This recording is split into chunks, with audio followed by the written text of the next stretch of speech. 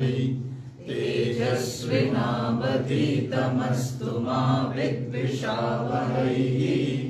ॐ शान्ति शान्ति शान्तिः। श्रुतिस्मृतिपुराणानाम् आलयं करुणालयं नमामि भगवत्पादं शङ्करं लोकशङ्करं।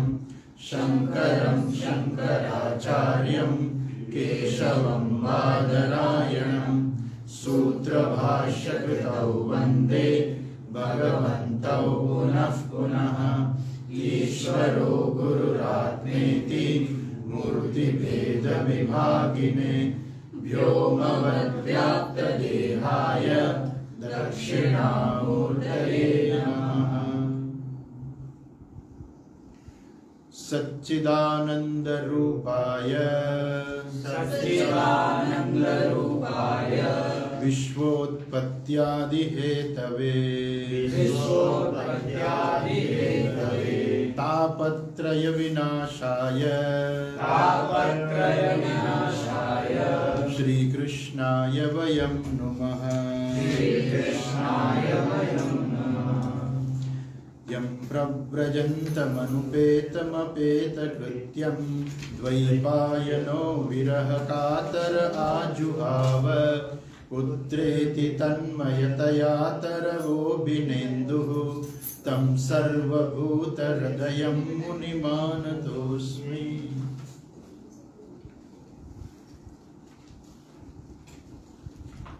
तो इस बार हम शुरू कर रहे हैं श्रीमद् भागवत में कुंती स्तुति।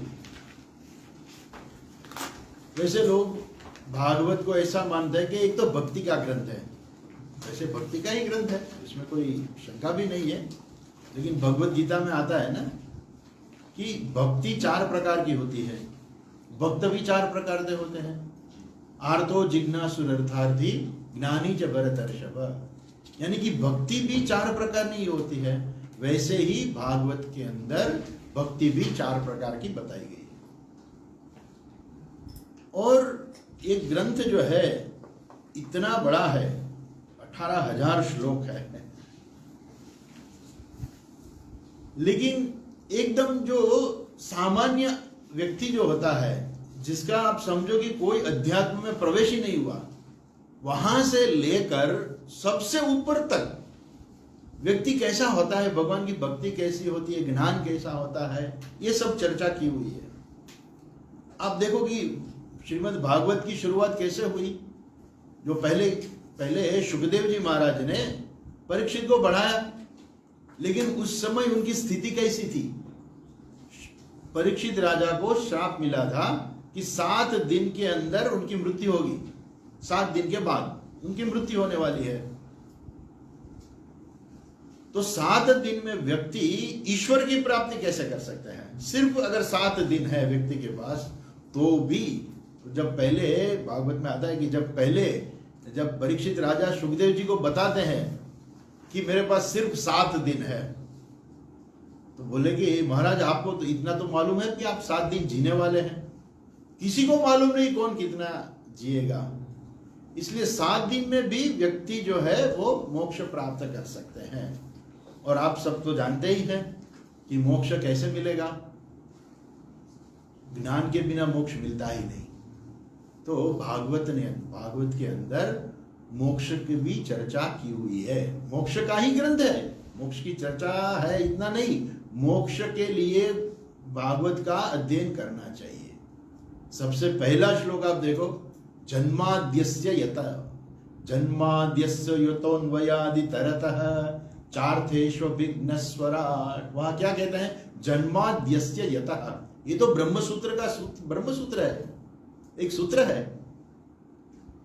जन्माद्यस्य यतः वो परमात्मा की निशानी है कि जहां से जन्म, यानी कि इस सृष्टि का जन्म होता है, स्थिति होती है और लय होता है। जन्माद्यस्य यतः। और वैसे भी जो हमने जो प्रार्थना की श्लोक से, तो वहां भी क्या कहते हैं कि भगवान जो है क्या कहते हैं, उत्पत्ति स्थिति और लय करने वाले हैं। जगत की उत्पत्ति स्थिति और लय वो ईश्वर में ही है। इसलिए भागवत ग्रंथ को ऐसा नहीं समझना चाहिए कि ये सिर्फ निम्न लोगों के लिए, भक्ति के लिए है। भागवत के अंदर पूरा ज्ञान दिया हुआ है। और उसके अंदर इसमें ये कुंती की एक स्तुति जो है, वो कुंती स्तुति जो है, वैसे जब महाभारत का युद्ध संपन्न हो गया, पूरा हो गया, युधिष्ठिर को राजा बना दिया, राजा बन गए। फिर भगवान ने कहा कि अब मेरा कार्य पूरा हो गया है, अब मैं द्वारिका जा रहा हूं। तब सब लोगों ने बहुत विनती की भगवान को कि भगवान अभी आप मत जाओ। युधिष्ठिर भी रोने लगे, समझोगे कि भगवान आप हमें छोड़कर मत जाओ, अभी यहां रहो। कुंता माता ने भी विनती की, द्रौपदी ने भी विनती की, फिर भगवान रुक गए थोड़े दिन के लिए। फिर भगवान ने युधिष्ठिर के पास ये जो अश्वमेध यज्ञ है, वो 3 अश्वमेध यज्ञ करवाए। और उसके बाद युधिष्ठिर ठीक तरह से हो गए, संपन्न हो गए। बाद में भगवान को ऐसा लगा कि अब मुझे जाना चाहिए यहाँ से। जब भगवान वहाँ से जा रहे थे, समय हो गया ऐसा, खुद अर्जुन जो है वो भगवान का छत्र लेकर चल रहा था। और वहाँ की जो स्त्रियां थी वो हवेली के ऊपर, महल के ऊपर जाके भगवान का दर्शन कर रही थी। ऐसा भागवत में आता है। उसी समय एक भागवत में थोड़ा अलग से है, जो उत्तरा थी वो एकदम दौड़कर आई कि भगवान मेरी रक्षा कीजिए। क्यों? कि अश्वत्थामा ने जो ब्रह्मास्त्र छोड़ा था वो मुझे मारने के लिए आ रहा है। वैसे महाभारत जो ग्रंथ है उसमें थोड़ा अलग से है। जब अर्जुन अश्वत्थामा को मारने के लिए गए, तब अश्वत्थामा ने ब्रह्मास्त्र का प्रयोग किया, अर्जुन ने उसके सामने ब्रह्मास्त्र का प्रयोग किया, क्योंकि दोनों जानते थे। तब बीच में वेदव्यास जी आए और उनको कहा कि आप दोनों शांत करो। लेकिन अश्वत्थामा ने बोला कि मुझे शांत करना नहीं आता। तो बोले कि तुमने छोड़ा क्यों? अर्जुन ने अपना ब्रह्मास्त्र वापस ले लिया। भागवत में दूसरा आता है कि वही जो ब्रह्मास्त्र है, उत्तरा के पेट में गर्भ था, उनको मारने के लिए आ रहा था। क्योंकि जो अश्वत्थामा था, उन्होंने ऐसा संकल्प करके ब्रह्मास्त्र छोड़ा था कि पांडवों का सर्वनाश हो जाए, उनका कोई वंश न रहे। तो उत्तरा के गर्भ में भी एक गर्भ था, तो उनको मारने के लिए भी ब्रह्मास्त्र जा रहा था। तभी उत्तरा आई और भगवान को विनती करने लगी कि भगवान मेरी रक्षा कीजिए। तब भगवान ने अपनी दिव्य शक्ति से उत्तरा के गर्भ की रक्षा की। और जो गर्भ में जो बच्चा था, जो बाद में वो परीक्षित हुआ, वो परीक्षित ने उसी गर्भ में बैठे बैठे देखा कि मेरी कोई रक्षा कर रहा है चारों ओर से।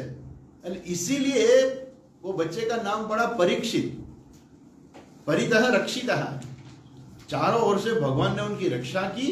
और फिर भगवान ने कहा कि अब तो मेरा कार्य पूरा हो गया, अब मैं जा रहा हूं। उसी समय कुंती आती है। कुंती जो है वो बहुत बड़ा कैरेक्टर है महाभारत के अंदर भी। माता कैसी होनी चाहिए, एक सचोट उदाहरण वो कुंती का है। जब पांडु को शाप मिला, वो जंगल में जा रहे थे, तब कुंती ने कहा कि मैं भी साथ आऊंगी, मैं भी तपश्चर्या करूंगी। उन्होंने अपने पति का त्याग नहीं किया, वो भी जंगल में गई, तपश्चर्या की। बाद में जब 5 पुत्र मिले और पांडु का देहांत हो गया, तब भी उन्होंने 5 पुत्रों की रक्षा के लिए हमेशा वो साथ रही। जब कहीं भी वो 5 पुत्र जाते थे, वो 5 पांडवों के साथ हमेशा कुंती रहती थी। वनवास में भी कुंती साथ में रही। जब लाक्षागृह हो गया, लाक्षागृह के बाद वो 5 पांडव और कुंती वो बिल्व से, यानी कि जो गुफा से निकल गए बाहर और बच गए। तब भी कुंती ने साथ नहीं छोड़ा, कुंती हमेशा उनके साथ रही। तो माता कैसी होती है, उसके सामने आप देखो, थोड़ी साइकोलॉजी भी है उसमें, कि आप देखो कि गांधारी कैसी है।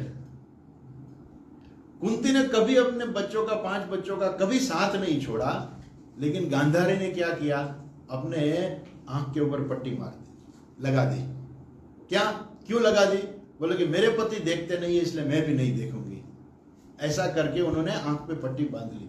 लेकिन उन्होंने कभी ऐसा नहीं सोचा कि मेरे इतने 100 पुत्र हैं, उनका क्या होगा? पिता तो अंध है और मां ने खुद पट्टी बांध दी, उनके बेटे कैसे होते हैं? क्योंकि बच्चे को प्यार चाहिए, और जो बच्चे को माता पिता का जो प्यार चाहिए, वो जब बच्चे छोटे होते हैं बोलते कि देखो मम्मा मैं क्या कर रहा हूँ, माँ मैं क्या कर रहा हूँ, जो भी है वो माँ को बताएंगे वो। लेकिन माँ ने भी पट्टी बांध दी। तो ऐसे ही ये जो साइकोलॉजी में भी ऐसा कहा जाता है कि अगर ऐसी माँ है और ऐसे पिता है तो बच्चे ऐसे होंगे, और अगर ऐसी माँ है तो जैसी कुंती जैसी माँ है तो बच्चे ऐसे होंगे। कभी भी कुंती ने और हमेशा कहा कि हमेशा धर्म का ही साथ देना है, हमेशा धर्म के हिसाब से ही जीवन जीना है। इसी प्रकार से कुंती जो है वो बहुत बड़ा कैरेक्टर है महाभारत के अंदर। अभी जो हम देख रहे हैं कि ये जो पहला स्कंद है, वो पहले स्कंद के अंदर ये जो 8वां अध्याय है, चैप्टर है, उसमें कुंती की स्तुति आती है। देखो आप भागवत के अंदर जो पेज नंबर दिया हुआ है 114 नंबर, ऊपर नंबर लिखे हुए हैं और नीचे कुंती उवाच, वहीं से हम शुरू करेंगे। उससे प्रथम स्कंद अध्याय 8 और श्लोका नंबर 18। उससे पहले जो है जो उत्तरा आती है और भगवान को विनती करती है कि भगवान आप मुझे बचाइए, पाही पाही महायोगिन देव देव जगतपते कह के उत्तरा भगवान के पास आती है और अपनी रक्षा के लिए विनती करती है। फिर भगवान सूत जी कहते हैं कि भगवान ने उनके गर्भ की रक्षा की, और उसके बाद जब जाने लगे भगवान तब वहां कुंती आती है और कुंती जो है वो भगवान की स्तुति करती है। ये कुंती स्तुति भागवत में बहुत प्रख्यात है। क्या कहती है? कुंत्युवाच नमस्ये पुरुषं त्वाद्यं, नमस्ये पुरुषं त्वाद्यं, नमस्ये पुरुषं त्वाद्यं, नमस्ये पुरुषं त्वाद्यं, ईश्वरं प्रकृतेः परम्, ईश्वरं प्रकृतेः परम्, ईश्वरं प्रकृतेः परम्, ईश्वरं प्रकृतेः परम्, अलक्ष्यं सर्वभूतानां, अलक्ष्यं सर्वभूतानां, अलक्ष्यं सर्वभूतानां, अलक्ष्यं सर्वभूतानां, अन्तर्बहिरवस्थितम्, अन्तर्बहिरवस्थितम्, अन्तर्बहिरवस्थितम्, अन्तर्बहिरवस्थितम्। नमस्ये पुरुषं त्वाद्यं, ईश्वरं प्रकृतेः परम्, अलक्ष्यं सर्वभूतानां, अंतर्बहिः अवस्थितम्। कुंती भगवान की स्तुति करती है कि भगवान मैं आपको नमस्कार करती हूँ। ये नमः नमः, ये पुरुषम, भगवान को कहती है पुरुषम, यानी कि भगवान पुरुष। पुरुष का मतलब ये नहीं कि वो स्त्री नहीं है, पुरुष का मतलब है जो आदि पुरुष है। त्वाद्यम आदि पुरुषम, त्वाद्यम त्वाम त्वाम आदि पुरुषम नमस्ये, मैं ये जो आदि पुरुष जो है उनको नमस्कार करती हूँ। आदि पुरुष यानी कि जो परमेश्वर है उसको मैं नमस्कार करती हूँ। आदि यानी कि आदि और अंत, जो सबसे पहले है। ये पूरी सृष्टि जो है सबसे पहले ईश्वर जो है, भगवान जो है पहला है। पहले भगवान थे और भगवान के बाद ये सब सृष्टि हुई है। ऐसा नहीं कि अचानक सृष्टि बन गई अपने आप, तो है नहीं। तो भगवान से ही पूरी सृष्टि बन गई। तो सबसे पहले कौन थे? भगवान थे, और वही भगवान को कहते हैं पुरुषम त्वाद्यम ईश्वरम प्रकृतेः परम। आप ईश्वर है, ईशनशील है, ईश्वर जो ईशनशील है, यानी कि जो हमेशा जो जो पूरी सृष्टि को चलाते हैं। कैसे चलानी है भगवान को मालूम है, पूरी सृष्टि को क्या करना है क्या नहीं करना है सब भगवान को मालूम है, और कब आकर क्या करना है वो भी भगवान को मालूम है।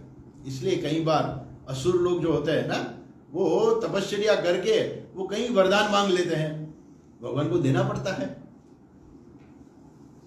लेकिन भगवान को मालूम है कि ये सृष्टि का शासन करने के लिए, सृष्टि को चलाने के लिए क्या करना पड़ता है। इसलिए हिरण्यकश्यप ने मान लिया कि मैं दिन में ना मरूं, रात में ना मरूं, ऊपर ना मरूं, नीचे ना मरूं, अंदर ना मरूं, बाहर में ना मरूं, शस्त्र थी ना मरूं, अस्त्र थी ना मरूं, मांग लिया। भगवान ने दे दिया, तथास्तु। भगवान को मालूम है कि उनको कैसे मारना है, उनका समय आएगा। इसलिए पूरी सृष्टि है वो चलाने के लिए भगवान को मालूम है कि सृष्टि कैसे चलानी है। पूरा शासन ईश्वर का है और दूसरे का शासन नहीं है। जैसे हमारा देश है तो हमारा भारत देश है, तो भारत देश में भी शासन क्या है, हमारे तो लोकशाही है, इसलिए फिर हम कहते हैं कि नरेंद्र मोदी जो है हमारे प्राइम मिनिस्टर है। वैसे ही पूरी सृष्टि का प्राइम मिनिस्टर कौन है, परमात्मा है, ईश्वर है, इसको हम ईश्वर कहते हैं।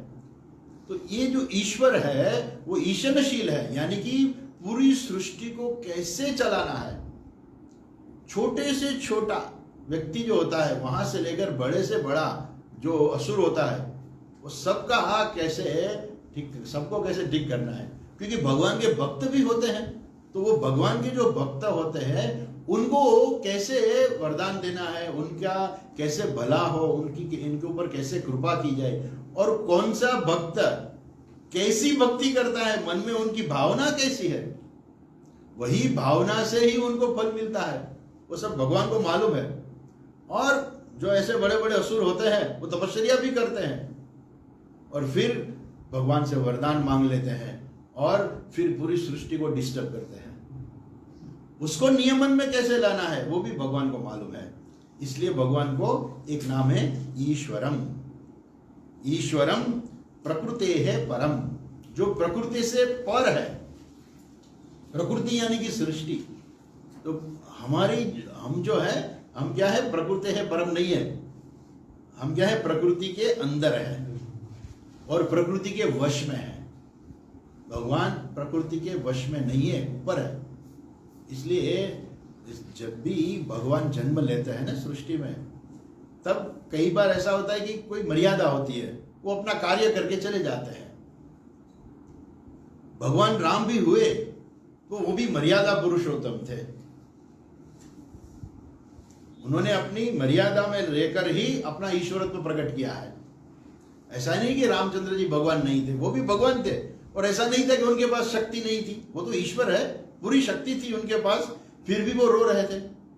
जब सीता जी को रावण पकड़ के ले गया, उठा के ले गया, तब भगवान रो रहे थे और वृक्ष के हाथ फैलाकर वृक्ष को बोलते थे, हे वृक्षो, आपने कहीं मेरी सीता को देखा है? उसी समय ऐसा कहा जाता है कि ऊपर से भगवान शिव जी और पार्वती निकले। भगवान शिव जी ने प्रणाम किया कि मेरे इष्ट है, इष्ट देव है मेरे। बोले कि आपके इष्ट देव तो रो रहे हैं, ऐसे मुझे नहीं लगता कि आपके इष्ट देव है, मुझे इनकी परीक्षा करनी है। बोले कि नहीं देवी, इनकी परीक्षा नहीं करनी चाहिए। तो नहीं, मुझे करनी है परीक्षा। ठीक है। उन्होंने क्या किया, पार्वती देवी ने सीता का रूप ले लिया और भगवान के आगे आगे चलने लगी। और जब भगवान आगे आ गए तब भगवान ने देखा सीता जी के रूप में पार्वती देवी ने, तब भगवान के हाथ जोड़कर बोला, अरे देवी, आज आप इस रूप में आ गई। फिर सीता जी को मालूम, पार्वती देवी को मालूम हो गया कि मेरी गलती है, मैंने गलत किया। उनका ईश्वरत्व है, ऐसा नहीं है कि राम ईश्वर नहीं है, ईश्वर है, लेकिन भगवान ने वहां क्या किया, अपना ईश्वरत्व प्रकट नहीं किया। लेकिन जब भगवान श्री कृष्ण हुए ना, तब उन्होंने कोई मर्यादा नहीं रखी। अपना ईश्वरत्व प्रकट करने में कोई मर्यादा नहीं। जब भी चाहा उन्हें अपना ईश्वरत्व प्रकट कर दिया। जब गोकुल जाना था तो यमुना में 2 पार्ट हो गए और वसुदेव जी निकल गए। जब इंद्र को गर्व आ गया, भगवान ने एक अंगुली के ऊपर पूरा गोवर्धन पर्वत उठा लिया। जो गोवाल थे उनको लगा कि ये तो बहुत आसान काम है, तो बहुत टाइम हो गया, करीब 7 दिन तक ऐसा चला। तो एक दिन ग्वाल थे तो उन्होंने कहा कि गोवाल लोग थे, उन्होंने कहा कि कन्हैया तू थक गया होगा, अभी थोड़ा हम तुमको आराम दे देंगे, तू छोड़ दे, हम अपनी लकड़ी से सब लकड़ी लगाएंगे। तो सब गोवालों ने वो लकड़ी लगा के बोले कि कन्हैया छोड़ दे, अब हमने सब पकड़ के रखा है। बोले छोड़ दो, बोले हाँ छोड़ दो, छोड़। भगवान ने ऐसे ही थोड़ी अंगुली नीचे कर दी, पूरा पर्वत नीचे आ गया। वो नहीं उठा सकते, लेकिन भगवान ने अपनी एक अंगुली के ऊपर पर्वत उठा लिया। इसलिए बताते हैं कि भगवान जो है, भगवान का, ईश्वर का जो ईश्वरत्व जो है, वो जब भगवान श्री कृष्ण हुए तभी उन्होंने ईश्वरत्व प्रकट करने में कोई मर्यादा नहीं रखी, कभी भी कहीं भी नहीं रखी। ये ऊपर भी आ गया ना कि उन्होंने ये जो ये ब्रह्मास्त्र होता है ना, उनका कोई तोड़ नहीं होता कभी भी। पूरी सृष्टि के अंदर ब्रह्मास्त्र का कोई तोड़ नहीं है, लेकिन फिर भी यहां आते हैं कि जो भगवान ने अपने सुदर्शन चक्र से वो ब्रह्मास्त्र को भगा दिया, वो अपना ईश्वरत्व प्रकट कर दिया कि मैं ईश्वर हूं, सबसे ऊपर हूं। और ये जो बाकी जो है ना, वो ब्रह्मास्त्र है ना, वो प्रकृति के अंदर है। इंद्र है प्रकृति के अंदर है, और मैं प्रकृति से पर हूं, इसलिए कहते हैं प्रकृति है परम। लेकिन कौन कह रही है? ये कुंती कह रही है। अभी हमारे समाज में ऐसी मान्यता थी, अभी तो नहीं है, लेकिन पहले ऐसा मान्यता थी कि स्त्री होती है ना, वो कोई शास्त्र नहीं पढ़ती। स्त्री है वो कोई शास्त्र, क्योंकि हमारे कोई गुरुकुल में कहीं भी नहीं है कि वो लड़की जाए गुरुकुल में, कि ऐसा नहीं है। लेकिन वो बात सही है कि गुरुकुल में लड़कियां नहीं जाती थी, लेकिन स्त्रियां जो थी वो ज्ञान प्राप्त करती थी। ये कुंती थी, जब वो अपने महल में रहती थी तब ऋषि मुनि आते थे, तब सत्संग में वो बैठती थी। उनको मालूम है कि ईश्वर क्या है, किसको ईश्वर कह सकते हैं। उन्होंने देखा कि ये कृष्ण है, वही ईश्वर है, तभी तो ये शब्द का प्रयोग कर सकती है। प्रकृति है परम, ऐसा शब्दों का प्रयोग कौन कर सकता है? जिसको मालूम है कि प्रकृति क्या है और उनसे पर क्या है। ऐसा जब मालूम होता है तभी वो शब्द का प्रयोग कर सकती है। प्रकृति है परम, ईश्वरम प्रकृति है परम। आप तो भगवान प्रकृति से पर है, और हम सब क्या है? हम सब प्रकृति के वश में हैं। इसलिए जब भी प्रकृति में जो भी होता है, जैसे हमारा मन भी है ना, वो प्रकृति के अंदर ही आता है। हमारा मन भी प्रकृति का कार्य ही है ना।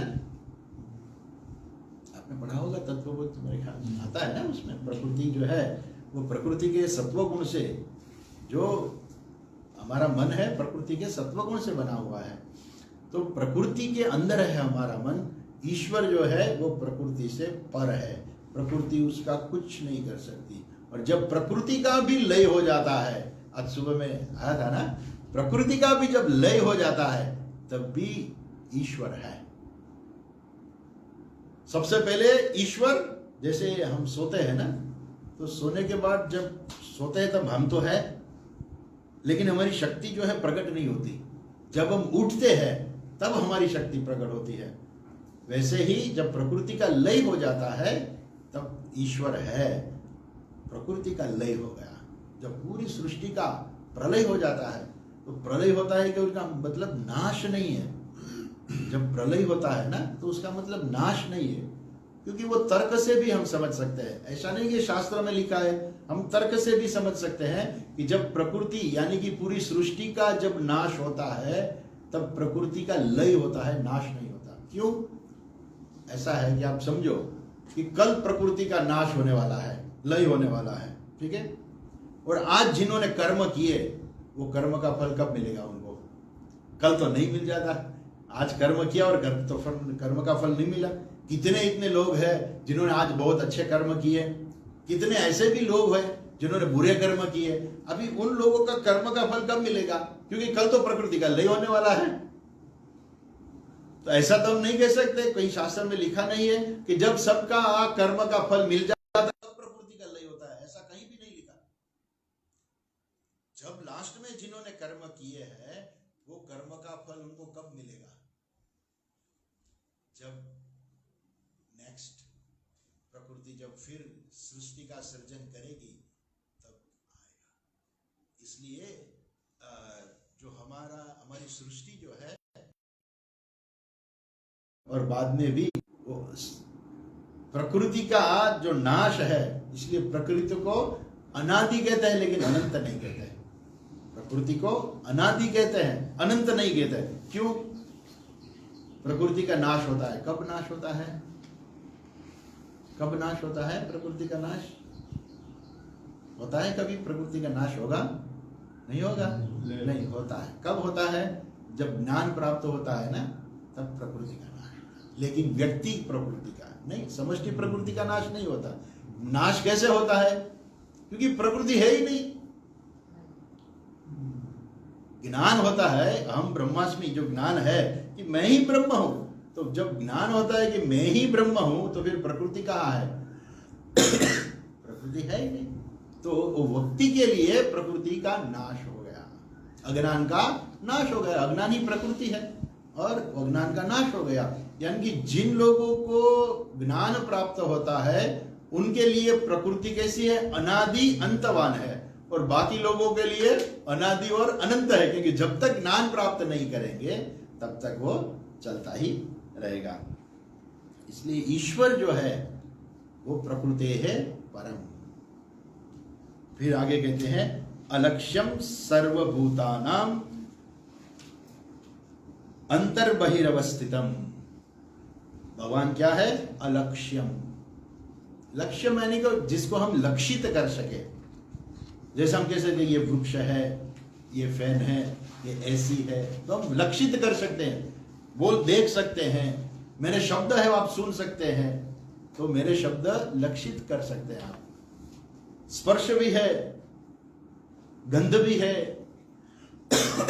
तो शब्द स्पर्श रूप रस गंध, ये जो है वो सब क्या है? लक्षित होते हैं। मतलब हम उनको अपनी इंद्रियों से अनुभव कर सकते हैं। और ईश्वर क्या है? अलक्ष्यम, जिसको कोई लक्षित नहीं कर सकते। यानी कि हमारी कोई इंद्रियां हैं, हम कभी भी इंद्रियों से ईश्वर को देख नहीं सकते। ईश्वर के रूप को देख सकते हैं, क्योंकि ईश्वर जो चाहे वो रूप ग्रहण कर सकते हैं। लेकिन ईश्वर का जो स्वरूप है, वो स्वरूप को हम इंद्रियों से कभी नहीं देख सकते। वैसे हम अपना स्वरूप भी नहीं देख सकते। ईश्वर की तो क्या बात है। आपने कभी कोई व्यक्ति कब मर जाता है तो किसी को जाते हुए देखा कि हाँ देखो ये छगन भाई मर गए, वो जा रहे हैं, देखा किसी ने? कोई नहीं देख सकते। तो जब जीव का भी जो स्वरूप है वो कोई नहीं देख सकते, तो ईश्वर का स्वरूप तो कैसे देख सकते हैं? इसलिए कहते हैं यहां अलक्ष्यम। और वो परमात्मा कैसे है? सर्वभूतानाम अंतर्बहिरवस्थितम। अवस्थितम यानी कि ईश्वर जो है वो रहते हैं। कहाँ रहते हैं? स्वर्गादि लोक में रहते हैं। कोई कहते हैं कि वैकुंठ में रहते हैं, कोई कहते हैं कि साकेत लोक में रहते हैं, कोई कहते हैं कि नहीं वो तो यहाँ रहते हैं, वहाँ रहते हैं। सब अलग अलग कहते हैं। लेकिन ईश्वर कहाँ रहते हैं? सर्वभूतानाम अंतर्बहिरवस्थितम। ईश्वर जो है वो सर्वभूतों के अंदर भी है और बाहर भी है। हमें तो कभी दिखाई नहीं देता कि हमारे अंदर भगवान है, ईश्वर हमारे अंदर है। हाँ कहते हैं सब ईश्वर है हमारे अंदर। कहाँ है? अभी एक सिद्धांत है जो विज्ञान भी स्वीकार करते हैं कि एक जगह दो वस्तु नहीं रह सकती कभी भी। ये सब शब्द है ना, वो बहुत बहुत सूचन करते हैं। ये सब वेदांत के शब्द है। ये अलक्ष्यम, प्रकृते है परम, ये भक्ति के श्लोक है, लेकिन ये सब वेदांती है। और क्या है? प्रकृते है परम सर्वभूतानाम अंतर्बहिरवस्थितम। तो भगवान हमारे अंदर भी है और बाहर भी है। तो अंदर कहीं दो रहते हैं। बहुत साल पहले मैंने एक किताब पढ़ी थी, उसमें गुजराती में थी, एक स्त्री 16 वड़गाड़। एक स्त्री के अंदर 16 आत्मा घुस गई थी। ऐसा एक बुक आई थी। तो वैसे ही हमारा भी ऐसा है क्या कि हम हैं और हमारे अंदर भगवान घुस गए, बड़गाड़ हो गए थे, ऐसे भगवान हमारे अंदर घुस गए। तो हम हमारे अंदर दो रहते हैं, एक मैं हूं और एक भगवान भी है। ऐसा है? नहीं नहीं, ऐसा नहीं है। क्यों ऐसा नहीं है? एक जगह में दो व्यक्ति नहीं रह सकती। इसलिए जो मैं बोल रहा हूं ना, वो ईश्वर का ही स्वरूप है। लेकिन हम समझ नहीं सकते। जब तक हम समझ नहीं सकते तब तक हमें ऐसा लगता है कि हमारे अंदर ईश्वर है और मैं अलग से हूं। 15 चैप्टर आप पढ़ते हैं कि मालूम नहीं? 15 से पाठ होता है, रोज होता है ना? हाँ, तो उसमें आता है ना, अहम वैश्वानरो भूत्वा प्राणिनाम देहमाश्रितः। अहम वैश्वानरो भूत्वा प्राणिनाम देहमाश्रितः। मैं ही अंदर बैठा हुआ हूं और कुछ नहीं है। तो सबके अंदर है भगवान है, तो फिर भगवान कितने हो गए? ऐसे कई बार कई लोग कहते हैं ना कि जैसे 15 चैप्टर में याद है, ममे वांशो जीवलोके आता है ना, ममे वांशो जीवलोके जीवभूत सनातनः। तो भगवान का एक एक अंश है ना, वो सबके अंदर है। अभी माताएं जब रसोई पकाती है, रोटी बनाती है, तो वो जो पिंड होता है ना, गेहूं का जो आटा होता है ना, वो क्या करता है? रोटी बनाती है, थोड़ा सा आटा लेकर रोटी बनाती है। एक रोटी बना दी, फिर थोड़ा सा आटा लिया, दूसरी रोटी बना ली। तो रोटी में अंश है ना, रोटी क्या है? वो आटे का अंश है, उसमें जो थोड़ा सा अंश निकल गया और रोटी बना दी। फिर दूसरी रोटी बना दी, थोड़ा का अंश निकल गया, फिर दूसरी रोटी बनाई, फिर थोड़ा अंश ले गया, दूसरी रोटी। अब धीरे धीरे क्या होगा? वो आटा खलास हो जाएगा।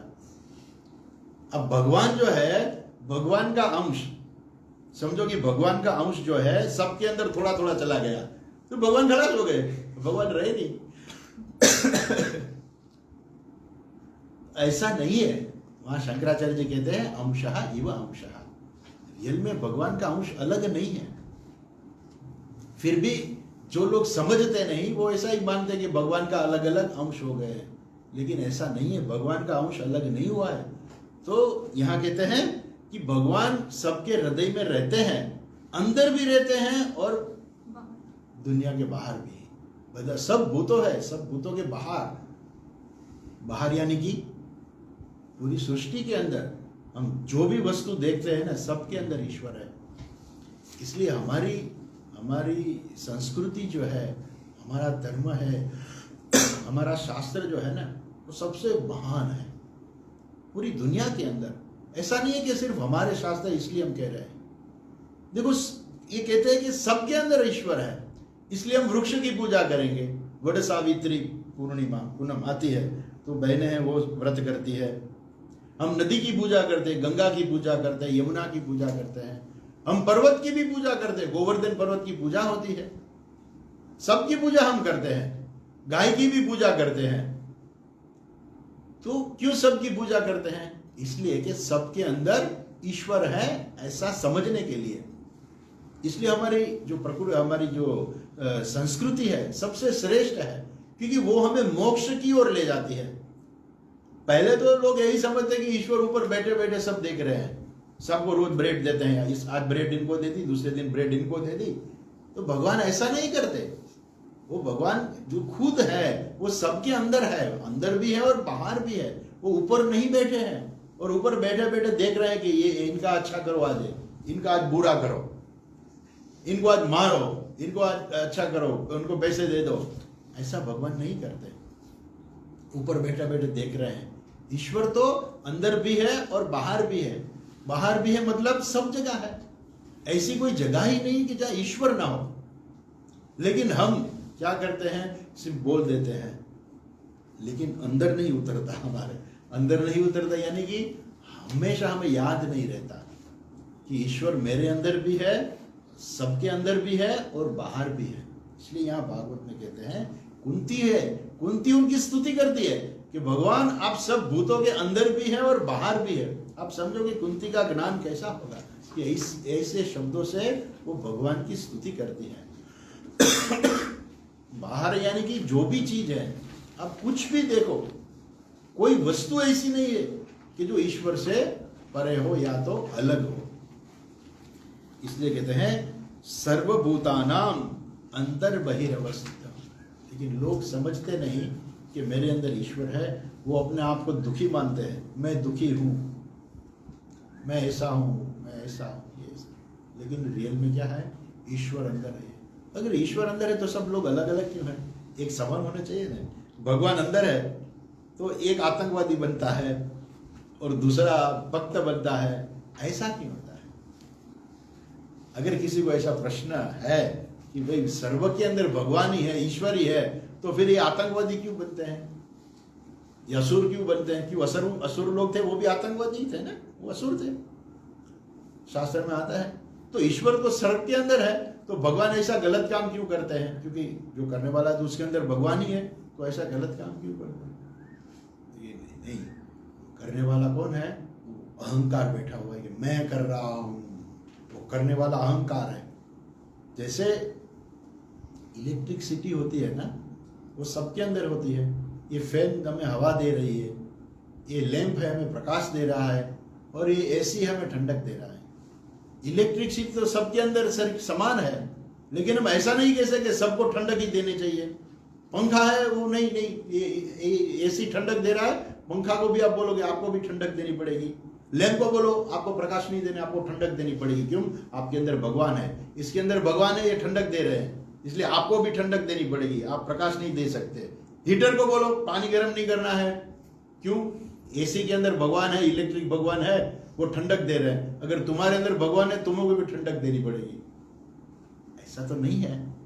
तो जैसे इलेक्ट्रिसिटी सबके अंदर रहती है, फिर भी लैंप हमें प्रकाश दे रहा है, फैन हमें हवा दे रही है, और एसी है हमें ठंडक दे रहे हैं, हीटर है गर्मी दे रहे हैं। वैसे ही ईश्वर सबके अंदर है, लेकिन सबकी जो उपाधि होती है, वो उपाधि की वजह से सबके अहंकार बोलो, मन बोलो आप, तो वो अलग होने से उनकी अभिव्यक्ति अलग से होती है। कोई भगवान का भक्त बनता है और कोई ऐसे आतंकवादी। लेकिन उसके अंदर भी आतंकवादी है तो उसके अंदर भी क्या है? उसके अंदर भी उनको सपोर्ट करने वाला, उसको चेतनता प्रदान करने वाले तो ईश्वर ही है और कुछ नहीं है। लेकिन वो अपनी अज्ञानता की वजह से ऐसे आतंकवादी बन जाते हैं। इसलिए ईश्वर जो है वो सर्वभूतों के अंदर, यानी कि पशु पक्षी जो भी है, मनुष्य जो भी है, सबके अंदर भी है और बाहर भी है। ऐसे भगवान मैं आपको नमस्कार करती हूँ। नमस्ते। आगे कहती है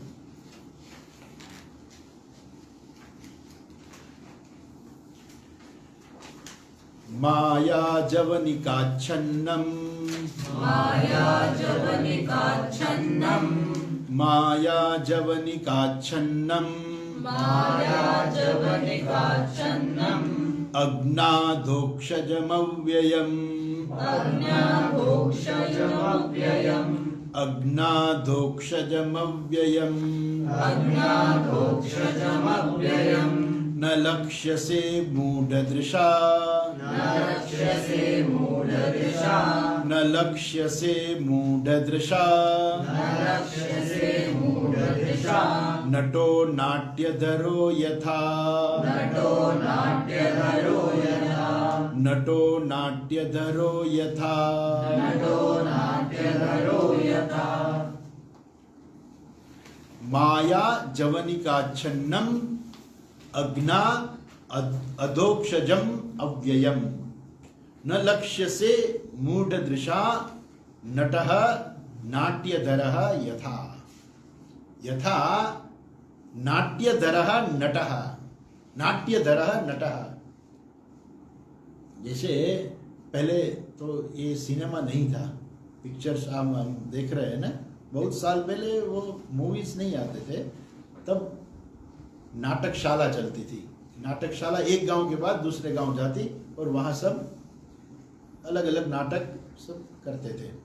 तो यहाँ कहते हैं जैसे पिक्चर होता है, तो पिक्चर के अंदर जो एक्टर होता है वो अपनी एक्टिंग करता है।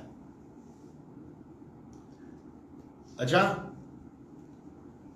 जो लोग जानते नहीं, जैसे गांव वाले लोग होते हैं जिन्हें कभी कभी पिक्चर देखा नहीं, मूवी देखी नहीं, मैंने सुना है भी है ऐसा कि ऐसा हुआ है कि जब पिक्चर चल रहा है तो अगर जो हीरो जा रहा है और कोई पीछे से उनको मार रहा है ना, तो पीछे से लोग बोलेंगे अरे पीछे देखो मारने के लिए कोई आ रहा है। लेकिन एक्चुअल में वो तो क्या होता है, सिनेमा होता है, वहां कोई होता ही नहीं है, रियल में तो कुछ नहीं होता। और दूसरी बात कि जो नाटक होता है, वो नाटक के अंदर जो नट होता है, नट यानी कि एक्टर जो होता है, वो ऐसी वेशभूषा धारण कर लेता है कि सब लोग उनके पहचान नहीं सकते ये कौन है। कभी कभी भिखारी का रोल करता है, कभी महाराजा का भी रोल करता है।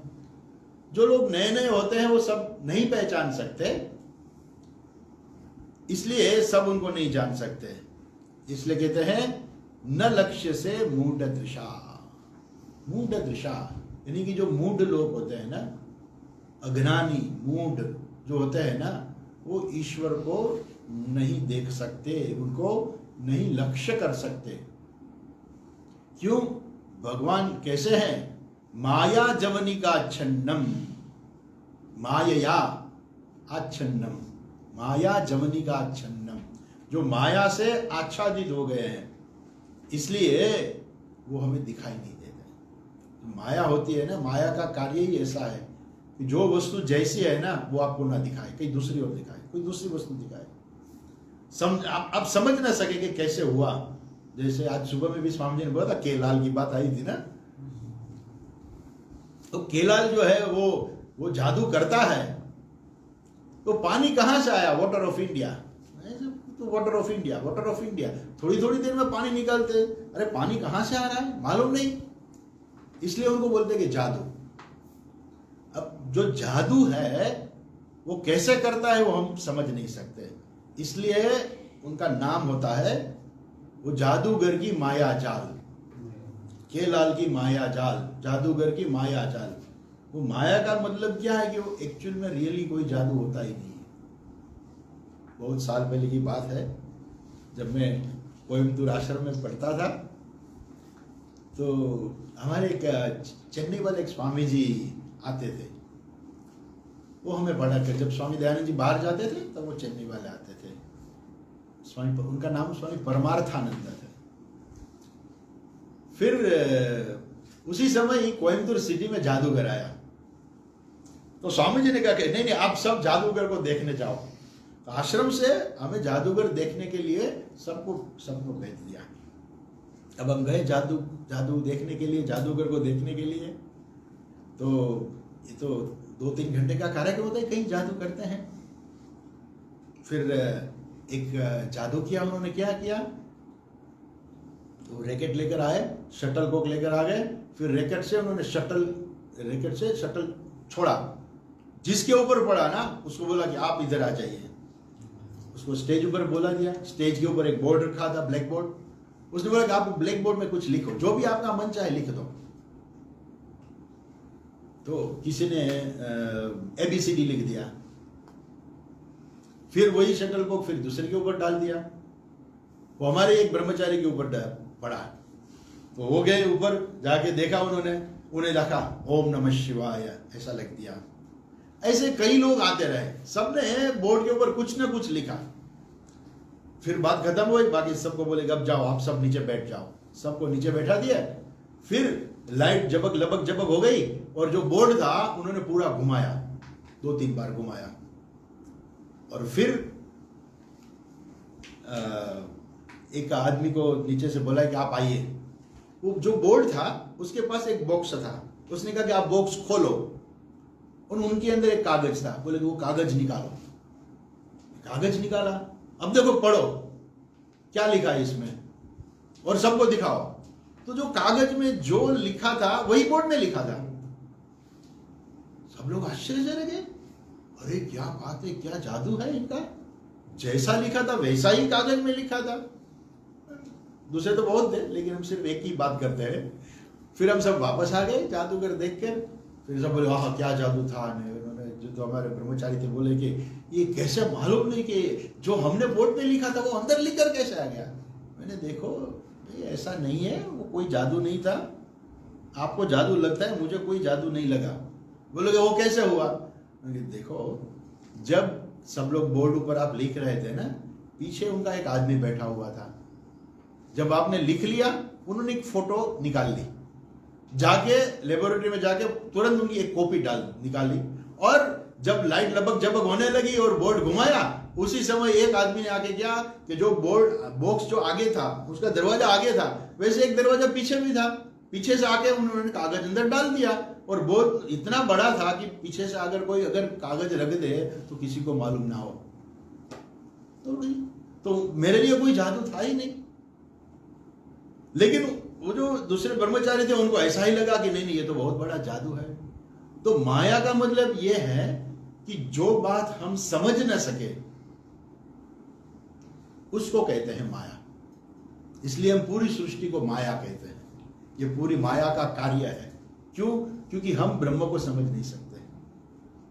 अगर हम ब्रह्म को समझ गए तो फिर माया है ही नहीं, जादू है नहीं। अगर आप जादू कैसे करते हैं वो जादू समझ गए तो फिर जादू है नहीं। इसलिए पूरी सृष्टि क्या है, सब लोग तो ईश्वर को समझ नहीं सकते, देख नहीं सकते, क्योंकि ईश्वर को देखने वाली बात नहीं है, ईश्वर को समझने वाली बात है, वो देखने की चीज नहीं है।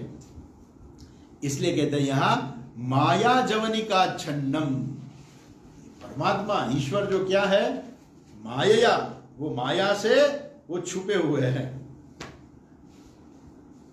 अगर आपको ईश्वर का दर्शन करना है, जादू देख लो भगवान जादू क्या किया हुआ है। भगवान ने जादू जो है वो क्या है। तो जब हम देख रहे हैं जो भी वस्तु है एक्चुअली एक ही वस्तु है, वही ईश्वर है।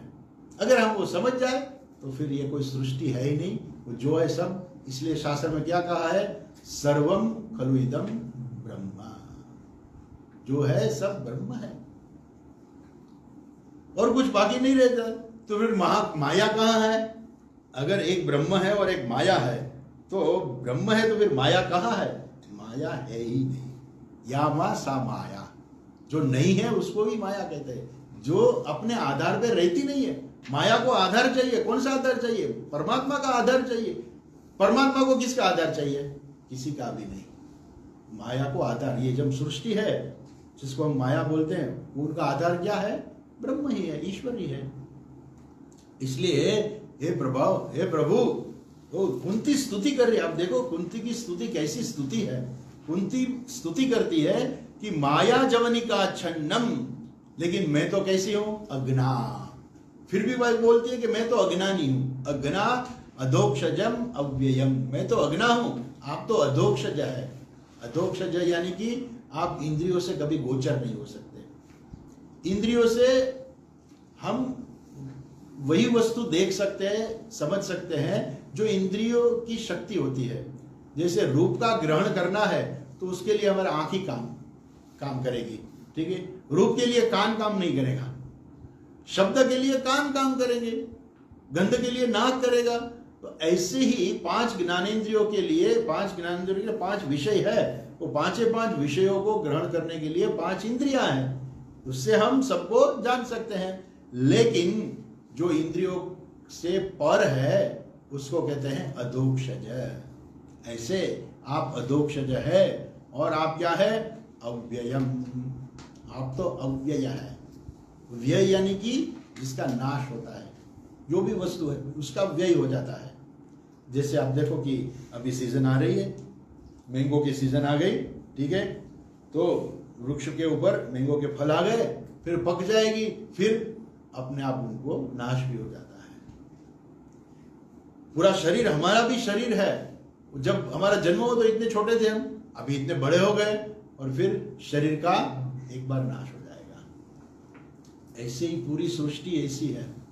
इस सृष्टि का भी जन्म होता है और सृष्टि का भी नाश होता है। लेकिन ईश्वर जो है उसमें कोई चेंजेस नहीं आता, कोई व्यय यानी कि थोड़ा भी।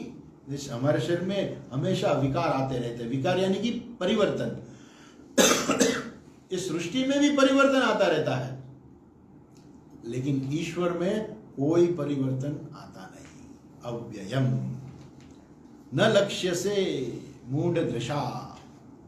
मूढ़ दृशा, मूढ़ लोग जो होते हैं ना, जो मूढ़ दृशा यानी कि जो मूढ़ जिसकी दृष्टि मूढ़ है, ऐसे लोग जो है वो उनसे वो भगवान जो है ईश्वर है न लक्ष्य से, वो उनको लक्षित नहीं कर सकते, उनको देख नहीं सकते, चाहे कितना भी प्रयत्न करें।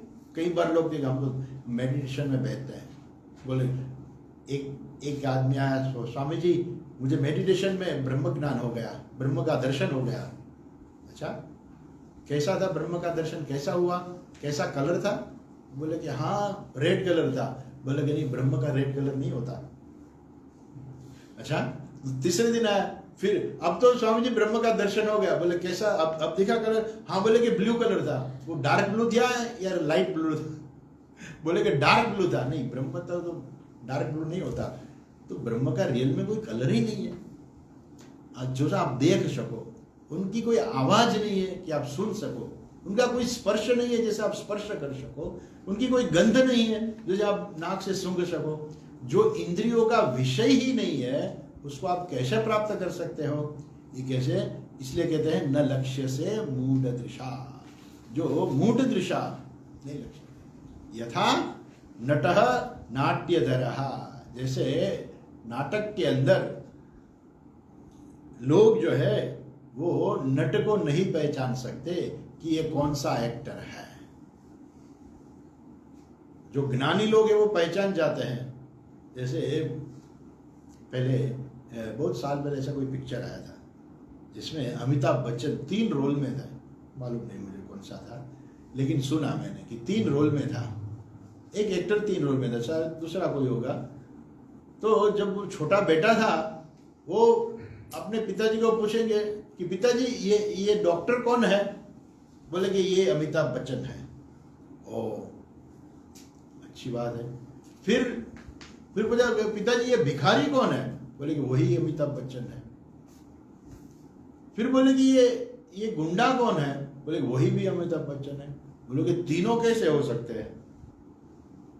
तो जो मूड है वो तीनों को नहीं पहचान सकते, लेकिन उनके पिता ज्ञानी है, अमिताभ बच्चन ज्ञानी, तो उनको मालूम हो जाता है कि ये क्या है, ये तीनों अमिताभ बच्चन एक्टिंग कर रहा है, वो एक्टर है। इसमें इनका वेश डॉक्टर का है, ये गुंडे का है, और यहाँ तीसरा उनका वेश है। ऐसे ही भगवान जो है ना, भगवान को सब नहीं पहचान सकते।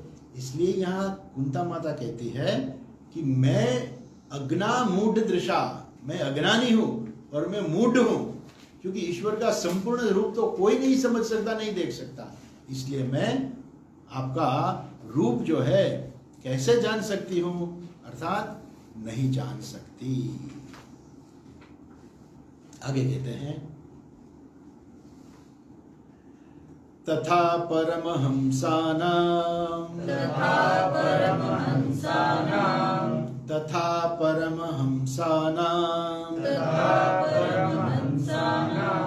मुनीनां मलात्मनां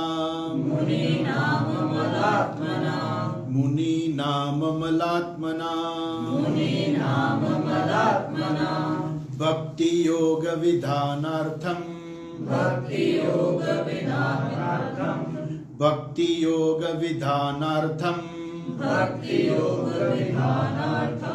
कथं पश्येम हि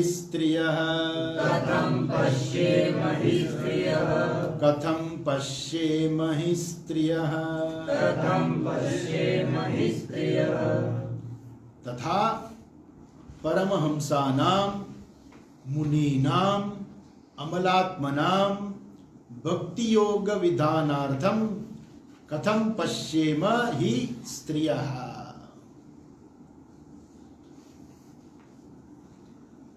वैसे ही परमहंसानां मुनीनां अमलात्मनां, ईश्वर जो है वो प्राप्त करने के लिए यहाँ क्या कहते हैं कि इन लोगों ने भक्ति योग विधानार्थम कथम पश्येम हि स्त्रियः, ये सब जो है कथम पश्येम, मैं ऐसे परमात्मा को कैसे समझ सकूं, इसलिए भक्ति योग विधानार्थम, इसलिए यहाँ भक्ति योग का विधान करने के लिए यहाँ कहा गया है। इस श्लोक का विस्तार जो है हम नेक्स्ट क्लास में करेंगे। ओम पूर्णमदः पूर्णमिदं पूर्णात् पूर्णमुदच्यते पूर्णस्य पूर्णमादाय पूर्णमेवावशिष्यते। ओम शांति शांति शांति। हरि ओम। श्री गुरुभ्यो नमः। हरि ओम।